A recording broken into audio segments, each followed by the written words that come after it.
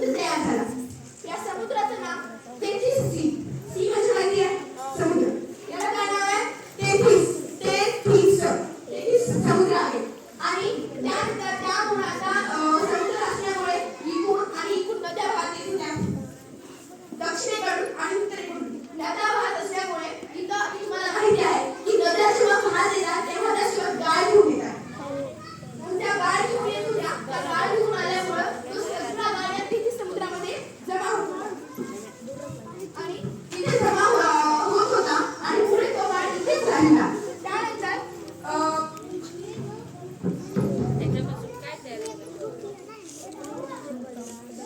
तेथिस समुद्रामध्ये तो गाळ साचला गेला.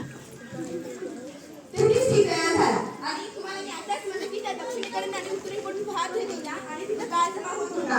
आणि तिथं गाळ जमा होत होता. आता पुढे तुम्हाला ही आकृती दिसत आहे. आता ही 7 कोटी वर्षापूर्वीची आहे. आता मी तुम्हाला आता हा आपला तुम्हाला मी स्टार्टिंग करते सांगत होते की आपला भारत पहिले दक्षिणेकडे होता. दक्षिणेकडे दिसत आहे. हा दक्षिणेकडे होता. आणि त्या शास्त्रज्ञांनी आता आपल्या भारताचं नाव इंग्लिश लिहिले आहे. आणि प्लेट म्हणजे जमिनीचा तुकडा. जसं प्लेटचा वरचा भाग पृष्ठभाग आहे तसेच आपण जे पृष्ठभाग असा उथळ आहे. तर त्यांनी आपल्या इंडियाच्या प्लेटला इंडियन प्लेट हे नाव दिलं. आणि जे वरचा भाग आहे जमिनीचा तुकडा उत्तरेकडे त्यांना त्यांनी युरेशिया प्लेट असं म्हणलं. काय म्हणलं? युरेशिया. आणि दरवर्षी ही पृथ्वी 9 सेंटीमीटर ते 16 सेंटीमीटर या वरच्या भागाला ऍक्टिव्ह म्हणजे जवळ होत गेली. आणि कालांतराने ती इतकी जवळ झाली की त्या दोन्ही एकमेकांना भिडल्या. दिसत आहे इथं तुम्हाला हा दुसरा आपल्या इंडियाचा हा इथे जोडलेला आहे. आणि इथं तुम्हाला मी डार्क केलेला भाग दिसत आहे. हा दुसरा आहे हिमालय आहे.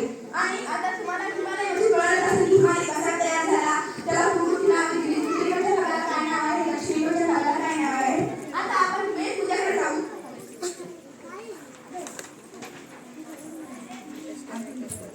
आता मेन मुद्दा म्हणजे हिमालय पर्वतरांगांमध्ये कोणकोणत्या पर्वतरांगा आहेत आणि त्या कुठे आहेत.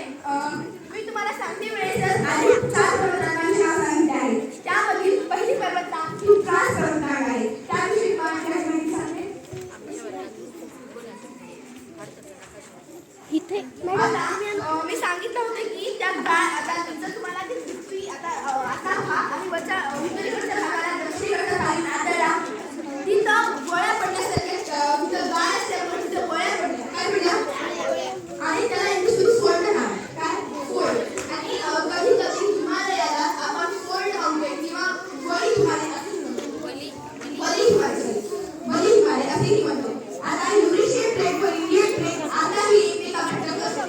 ही वरची युरेशियन प्लेट होती. खालची दक्षिणेकडची इंडियन प्लेट होती. इंडियन प्लेट त्या आता सुद्धा एकमेकांना टक्कर देतात. म्हणजे युरेशियन प्लेट त्याला खाली वरून बल लावते आणि इंडियन प्लेट खालून बल लावते. म्हणून आज सुद्धा हिमालय दरवर्षी 5 ते 7 किलोमीटर उंच होतात. आता सुद्धा म्हणजे वर्तमान काळात सुद्धा तो आता उंच होत आहे. तुम्हाला आपल्या महाराष्ट्रात माहिती आहे सह्याद्री पर्वतरांगा.